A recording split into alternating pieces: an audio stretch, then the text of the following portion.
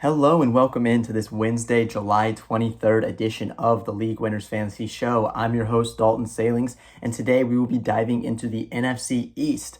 Only two more divisions to break down. Today is the NFC East, but before we get into that, a little bit of news. Yesterday I talked about the NFC South. Since then, a report came out that Chris Godwin, wide receiver for the Tampa Bay Buccaneers, had a second procedure on his ankle. I talked a little bit about how he was banged up last year. The reports are he's going to be good to go, but that second procedure means he may miss some time. If that is the case, the two guys that obviously get upgraded, Emeka Egbuka and Jalen McMillan, are going to move up a little bit. For right now, I'm not changing anything because who knows if that is going to affect him this season, but just a report that came out I wanted to let you guys know about. Also, in the NFC South from yesterday, today the Saints started their camp, and the first quarterback getting reps was actually Spencer Rattler. I had it going to the rookie, Tyler Shaw. So it'll be interesting to see as camp progresses who is actually the one. It's just the first day of camp, so that doesn't mean anything. But just in case, if Spencer Rattler ends up being the starting quarterback for the Saints, that'll get updated. It'll help the Saints receivers a little bit, but Spencer Rattler will not be a guy you'll want to be targeting in drafts. The other piece of news, I updated the Chargers rankings a little bit after the Najee Harris potentially having to miss some time. He's apparently day-to-day, but has not seen the field at camp yet. That'll be something to keep an eye on. He got injured in an off-field incident. Omarion Hampton would be a huge winner if it is the case that Najee Harris is going to miss some time. Another reminder, as these camp reports are coming out, you'll see a lot of reports about players looking phenomenal, playing great. It's camp. They're playing against non-pads right now. Everybody's going to look great. Just because a player is being talked up by a coach doesn't mean they're going to have a huge role in the offense this year. And even with some of the teams we talk about, we'll see guys who are getting put in positions right now. That doesn't mean they're going to be there at the start of the season. It's just the first couple of days of camp right now.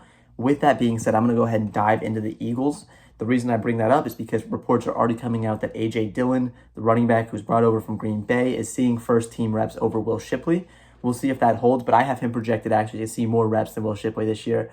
With that being said, neither of them holds a candle to Saquon Barkley. Last year's RB1 finished the season with the most fantasy points in forever, won Offensive Player of the Year, a great player. As a Giants fan, it hurt me to see, but still a phenomenal player. I have him coming down a little bit this year to about 15 fantasy points a game. I have him as my RB6 right now. I just think they don't give him the ball as much. I think it takes a lot on the body to touch the ball as much as he did. They went all the way to the Super Bowl. He got a lot of extra touches because of that. I think he comes back down to earth a little bit. I expect similar efficiencies, a lot of touchdowns, but just maybe not as much with the ball in his hands just because of how much it does on the body. The Eagles know they're contenders. They've already won the Super Bowl last year. They want to save him for a potential playoff run. I think they do ease up on him a little bit. With that being said, he's still a great player.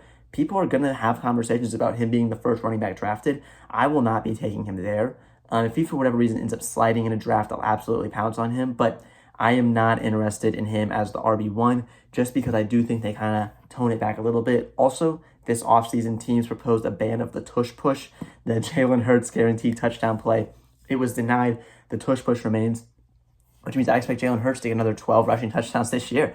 I think he continues to score a lot because he's able to do that. He's also a very good player. Not to take anything away from him. I think he has another very good season. I currently have him right around my QB4. I have him inside my top 5 quarterbacks. I think he's a very strong player. I think he's going to have a very strong fantasy season. I have him just below my big 3 of quarterbacks of Josh Allen, Lamar Jackson, and Jaden Daniels. I have him as my 4th guy, another guy with rushing upside who will throw the ball well and has weapons. Those weapons being bringing back A.J. Brown and Devonta Smith. Another year of these two guys, just I think being very good, each of them. Of A.J. Brown having a very good season, 1,200 yards and 8 touchdowns. Devonta Smith about 950 yards and 7 touchdowns. I think both of them are going to be phenomenal. I think they're going to get them the ball a little bit more, maybe an increase in targets for both of them because I think they're going to lean on the pass game a little bit more this year. I expect them to have big years and be very successful on the field. They're both good wide receivers. I think that Devonta Smith definitely falls into that category of wide receiver 2s I talked about earlier. I have him in my top 24 wide receivers. Those wide receiver 2s who have a lot of upside and can be very strong players. And the reason why maybe I'm not heavily investing in the wide receiver position early if I'm not getting one of the top guys, because there are these wide receiver 2s like Devonta Smith who can have big games and big production. I still have A.J. Brown in front of him because A.J. Brown is the one on this team. I have him inside my top 12 wide receivers, so I have 2 Eagles wide receivers in my top 24. I think this offense is phenomenal. It is one of the only teams where I have all of their top skill position players inside the top one or two at their position, and the ones or twos of their positions. With Dallas Goedert being the tight end, I have him for about 700 yards and 3 scores, which is very solid for the tight end. I don't think he gets in the end zone that much. I don't think Hurts shows that many touchdowns. I think in the red zone, they will still lean on that running game of Barkley and Hurts, the both of them. But who knows? It could be anybody in these things. It could be Goddard that gets a couple extra touchdowns. And if that is the case, he would have an even higher finish, potentially a top 5 tight end season, if that is the case. I think this Eagle offense is very good. I do think as a team, they come back a little bit, but I expect a lot of success from their offensive players and their offensive weapons. I was talking a little bit about A.J. Dillon and Will Shipley, the other two running backs. I think Dillon takes a little bit of work from Shipley. I don't think either of them is very fantasy relevant as long as Saquon Barkley is helpful. Same goes for the other two wide receivers in Philadelphia, Jahan Dotson and Johnny Wilson. I think in camp, those are going to be two names that you see a lot of, they made big plays, but in reality, I don't expect either of them to do all that much, and I expect a low production for both of them, no fantasy relevance. I don't think the Eagles won the division this year. You can call it the NFC East curse, but I expect a different team. I actually expect the Commanders to win the division this year, but I expect a different team to win the division. Maybe a little bit less scoring from the Eagles as a whole, but still very strong fantasy production from Hurts, Barkley, Brown, Smith, and Goddard. To move on to the Dallas Cowboys, Dak Prescott's back at quarterback, but a lot has changed on this team. They let Rico Dowdle walk and go to Carolina. We talked about that yesterday. They now have Javonte Williams, Miles Sanders, and Jaden Blue. Jaden Blue, the rookie. Miles Sanders over from bouncing around the league, and Javonte Williams coming over from Denver. The question is going to be who leads this backfield. This is going to be something where camp reports are going to play a big role in how I see it. Right now, I think Javonte Williams is the one, but I don't know that for sure. That could change. Miles Sanders could show he still has a little bit. Jaden Blue could show enough. I have Williams leading this team in targets, at running back in targets and in carries, with Sanders coming in behind him and then Blue being the RB3. I think that does limit each of their upsides because I don't think the Cowboys are going to have a 1,000-yard rush like they did last year with Rico Dowdle, just because they are going to try and balance it out a little bit. I do have Williams leading the way, about 8 fantasy points per game, with Sanders coming in behind him. That puts Javonte Williams just outside my top 32 running backs, and I'm not targeting him, but if the value is right and the value is there, I'll absolutely be taking a peek at Javonte Williams, just seeing kind of what it's about, maybe investing in him, but not a guy I'm targeting. I talked a little bit about Dak Prescott. I think he has a very strong passing year. I have him for about 4,600 yards, 33 touchdowns, a little bit on the ground, not very much, but really his passing game is where his value is. I have him as my QB7. I'm inside my top 10 QBs. I think his addition of weapon of George Pickens, they traded for him from Pittsburgh, could really help him take the next step in his game. He's going to throw the ball all over the field. It's going to be a team that leans on the passing game. I have him throwing the ball over 600 times. I think he's going to be a very strong player and a very valuable fantasy asset as a pass-first quarterback who can put up big numbers. There will be weeks because he doesn't have the rushing floor or he puts up a stinker, but for the most part, I think Dak Prescott is a very valuable quarterback asset. He's likely going to be one of my favorites to draft, actually. Once we get closer to draft season and can see those ADPs, it'll be interesting to see where he's going, but he's likely going behind that first echelon of quarterbacks and could be a value behind some of the other big passers. With that being said, the wide receiver, CeeDee Lamb, is the headliner here. Even with bringing in George Pickens, Lamb is going to get the ball a lot. Have him for over 1,200 yards, 10 touchdowns, 100 catches, which puts him as my wide receiver 4 this year. I had him even higher than that, but Pickens does take a little bit of that work. Lamb's going to get the ball over the middle. Prescott's going to give it to him. He trusts him, and he catches the ball really well, which is almost the opposite of George Pickens, who we haven't seen with a huge catch percentage, more of the big play guy. And I think he'll make big plays in Dallas. I have him for over 850 yards and 6 scores. I think he's a very good player. I have him around 10 fantasy points a game. That's going to put him at my wide receiver 40. So there's a little lower than you'd expect, but I have him over wide receiver 1 for the Packers, Jaden Reed. I have him right around Darnell Mooney, another guy we just talked about, around Jordan Addison. So he's in that range of the twos. Another wide receiver 2. I'd be more than happy to have George Pickens on my team. Jalen Tolbert was a guy I statted out and ended up with a lot higher than I expected. Having around 7 fantasy points per game, 500 yards and 5 scores. I think he could have a good season as the third option here. I think Dak's going to throw the ball enough to carry 3 wide receiver options to fantasy relevance. I think Tolbert's more of a bench guy that you're playing in your flex if you have to, but a guy that is important to have on your radar. Devontae Turpin is the other receiver here, and already at camp, the Cowboys are using him as a running back as well. It'll be interesting to see what his role is. Really, his highlights a kick returner and punt returner, but he could come into the passing game. I'm wondering if Pickens doesn't take some of his work, though, as the big play guy. Turpin would get some of those shots on the field that might go to Pickens now, so it'll be interesting to see what his role actually looks like in Dallas. At tight end, they have Ferguson, who's coming back. I have him around 9 fantasy points per game, just a little bit below where I have Dallas Goedert. I have him for about 600 yards and 5 scores. I think Dak throws a lot of touchdowns, is able to spread that around to a lot of guys. Also, Luke Schoonmaker's there, a good football player. Don't expect a ton of him in fantasy. Maybe a touchdown or two, but not a guy you're targeting in drafts. But Ferguson, Lamb, Pickens, and Prescott are all guys I would be more than happy to have on my team. I think Prescott is going to be the big steal value on the Cowboys, and he's going to be the name that we're talking about at the end of the year as a real fantasy winner. Moving on to my Giants, I am projecting Russell Wilson to start the whole year. I think they want to let Jackson Dart rest and be a rookie and not play. That's the Patrick Mahomes model, if you will. I expect them to do everything they can and not let him play, and I think if Russ gets benched, they will go to Jameis Winston unless they have to. Now, of course, with Brian Daboll's job and Joe Schoen's job potentially being on the line, the head coach and the general manager, there is a chance that they turn to Dart as just like a, look, we drafted the right guy. But for right now, I'm projecting Russell Wilson to be the starter and have a decent year, 4,000 yards, 20 touchdowns. Not a guy you're drafting for fantasy by any means, but just a good quarterback and getting the job done, which is huge for a pass catcher like Malik Neighbors, who last year in his rookie year, over 1,000 yards, over 1,200 yards, with the quarterback play the Giants threw out last year. I think this year it could be just as good. I have him for 108 catches, 1,200 yards, 9 touchdowns. I have him very high in my rankings. Wide receiver, actually just behind CeeDee Lamb at wide receiver 5.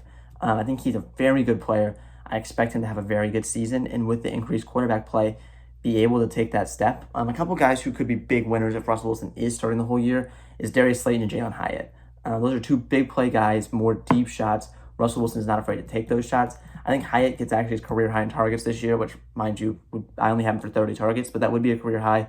I think the offense tries to incorporate him. I think Slayton is able to maintain a hint of relevance because of the fact that he's got a deep ball quarterback that can throw him the ball. Maybe not a guy you're targeting, but just a hint of relevance where there are weeks where he will be very playable. Wan'Dale Robinson is the true wide receiver 2 on this team. Have him for about 58 catches, 475 yards, 3 scores. I think he's going to have a decent season. That's about where I have Jalen Tolbert, so I have them right around the same area. I don't think that Russ is going to force feed Neighbors. I expect Neighbors is just getting himself open that much, but I think that the other receivers could have a little bit of value. Robinson, similar to what I just said about Tolbert, being a guy that you can have on your team, play in the flex if you need to, but he's not going to be a weekly starter in your lineup. At tight end, Theo Johnson's coming back. Probably not a guy you're drafting. Same thing with Daniel Bellinger. The two tight ends are going to split work a little bit. Theo Johnson, if he has a good camp and gets a rapport with Wilson, could be valuable, but for right now, I'm not expecting to see it. In the running game, the Giants drafted Cam Skattebo out of Arizona State. Obviously, he had a big college football playoff, Big 12 championship game, kind of made his name. He's been drafted here. I think he takes over as the RB2 over Devin Singletary, but I don't think he takes over for Tyrone Tracy right away. I have Tracy for about 11 fantasy points a game, 950 yards, 5 scores, and a little bit through the air as well. So I think he could be a valuable player. I think on the outstretches of a back-end RB2, just a guy that you can have on your team. You can play him as an RB2. I wouldn't be mad having him as an RB2, but obviously I'm a little bit biased as a Giants fan. Cam Skattebo will take some of his work as the season goes along, but I don't expect him to supplant Tyrone Tracy just because of, Tracy's fumbling problem could be actually the difference here, but just because of the fact that Tracy proved himself his rookie year already, I expect Skattebo takes over for Devin Singletary as that RB2, but I don't think he has fantasy relevance if Tyrone Tracy stays healthy. To close out the NFC East, we've got the Commanders, my pick to win the division, and Jaden Daniels, who I have in my top 3 quarterbacks right now, have him as my QB3. Through the air, just about 3,800 yards and 25 touchdowns, but on the ground, I have him for 915 yards rushing and 6 scores. That's near the top, actually is my second highest quarterback in terms of rushing yards behind only Justin Fields.